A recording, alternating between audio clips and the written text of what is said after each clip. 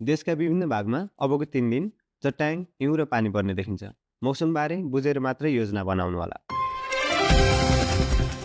नमस्कार, म रोजन लामिछाने, मौसमविद, जल तथा मौसम विज्ञान विभाग। आज म यहाँहरूलाई 2082 साल वैशाख 20, 21 र 22 गतेको मौसम सम्बन्धी जानकारी लिएर यहाँ आएको छु।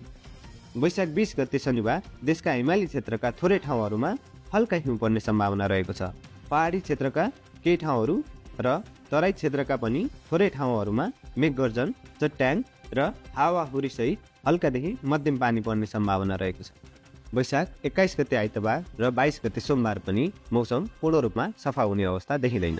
यी दिनहरूमा समेत देशका हिमाली क्षेत्रका थोरै ठाउँहरूमा हल्का हिउँ पर्ने, त्यसैगरी पहाडी क्षेत्रका केही ठाउँहरू र तराई क्षेत्रका पनि थोरै ठाउँहरूमा मेघगर्जन, चट्याङ, हावाहुरी र असिनासहित पानी पर्ने सम्भावना देखिन्छ।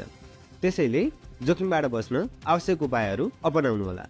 मौसमबारे नियमित जानकारीको लागि मौसम पूर्वानुमानको 3 दिने बुलेटिनका साथै जल तथा मौसम विज्ञान विभागको वेबसाइट र सामाजिक सञ्जाल हेर्दै रहनुहोला। धन्यवाद।